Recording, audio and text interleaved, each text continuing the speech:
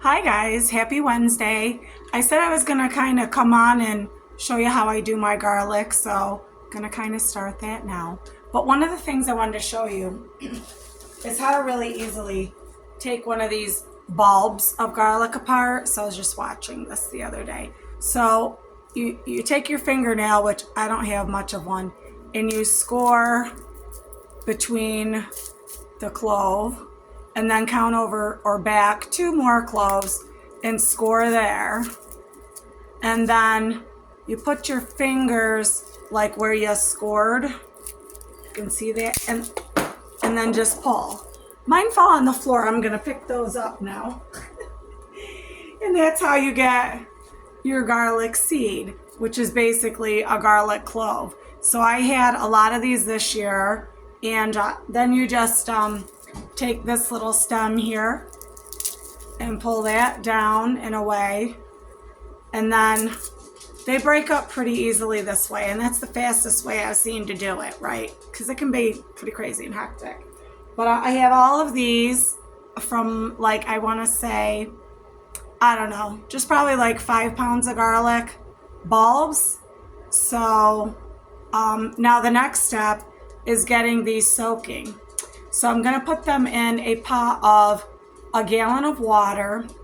I think it's 1 tablespoon of baking soda and 1 tablespoon of fish fertilizer, which I haven't been able to find fish fertilizer anywhere. So last year I just used seaweed, a sheet of seaweed, and I crumpled it up into about a tablespoon, and that's what I used. So we're going to do that now, and I'll show you what that looks like. I'm trying to get this garlic in the ground today. So don't mind my kitchen. It's like our office for our business and everything else. So I got my baking soda, and it is, I double checked. And so you're going to put 1 tablespoon of that. And this is a gallon of warm water. And then I've got my Blue Dragon sushi nori. And then they come in sheets. I think I got this at Price Chopper, and I just like crinkled up what I thought would be like a tablespoon. I kind of just rip it up. It kind of just rips pretty easily in here, and you need a tablespoon of that. And this concoction, and I'm going to soak it for like 30 minutes to like maybe an hour. You can soak it as much as to overnight. I think last year I did do it overnight, but now I'm trying to just rush and get all this stuff done.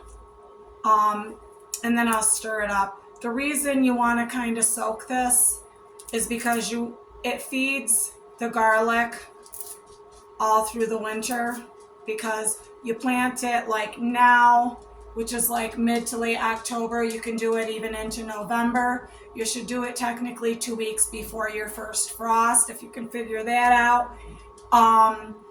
And then you don't pick it or harvest it rather until mid-July. So it's in the ground for quite a while. And I got a little bit of extra in there, but that's okay. And like I said, it's, I'll just like whisk it up a little bit. And it also helps protect it against any rotting or anything like that in the soil. And it just helps to jumpstart the health of the root system. And it'll feed it, like I said, all throughout the winter.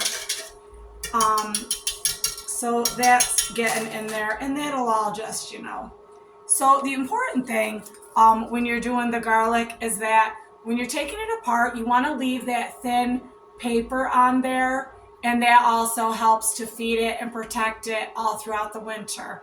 And then after I've let this soak, I'll bring it all down to the garden, and I'll kind of show you like what we do to plant it.